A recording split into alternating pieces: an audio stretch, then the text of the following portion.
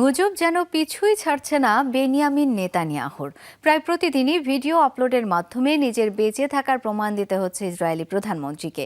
নানা অসঙ্গতি তুলে ধরে সেসব ভিডিওকে ডিপ ফেক দাবি করছে অনেকে। নেতানিয়াহু বেঁচে আছেন এটি যেন কোনোভাবেই মানতে চাইছেন না নেটিজেনরা। এরই মধ্যে সামাজিক মাধ্যমে ছড়িয়ে পড়া নতুন দাবি, নেতানিয়াহুকে সরিয়ে অন্তর্বর্তী প্রধানমন্ত্রী নিয়োগ দিয়েছে ইসরায়েল। এই খবরকেও ফ্যাক্ট চেকাররা ভুয়া বললেও তা এরই মধ্যে ভাইরাল সামাজিক মাধ্যমে। রেইনবো অলরাউন্ডার এক্সটেরিয়র পে বাড়ির বাহিরের দেয়ালের সুরক্ষা নিয়ে থাকুন নিশ্চিন্ত। সাথে পাচ্ছেন 10 বছরের ওয়ারেন্টি।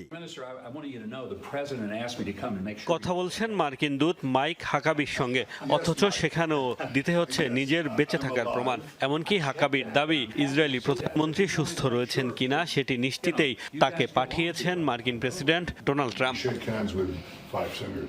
সামাজিক মাধ্যমে এখন এতটাই তীব্র হয়ে ছড়িয়ে পড়েছে বেনিয়ামিন নেতানিয়াহুর মৃত্যুর গুঞ্জন। শুধু এই এক ভিডিওতেই নয়, ইরান যুদ্ধ শুরুর পর একের পর এক ভিডিও পোস্ট করে নিজের বেঁচে থাকার প্রমাণ দিতে হচ্ছে ইসরায়েলি প্রধানমন্ত্রীকে। 6 আঙ্গুলের এক ভিডিও ভাইরাল হওয়ার পর থেকেই রীতিমতো প্রতিদিনই তাকে প্রমাণ করতে হচ্ছে তিনি মারা যাননি।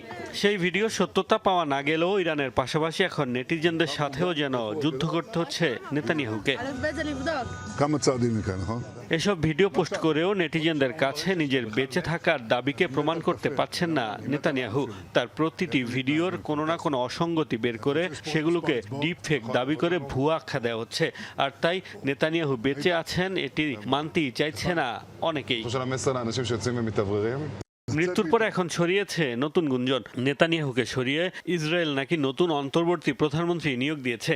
ফ্যাক্ট চেকাররা এরই মধ্যে এই খবরকে ভুয়া বলে নিশ্চিত করলেও সামাজিক মাধ্যমে ঝড়ের বেগে ইসরায়েলি প্রধানমন্ত্রীর ক্ষমতা হারানোর গুজব ছড়িয়ে পড়েছে। অভিযোগ রয়েছে মূলত ইরানি বিভিন্ন সংবাদ মাধ্যম ও সোশ্যাল মিডিয়া অ্যাকাউন্ট থেকে ছড়ানো হয় এসব গুজব।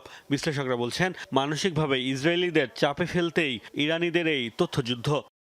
মোস্তফা মাহমুদ, যমুনা নিউজ।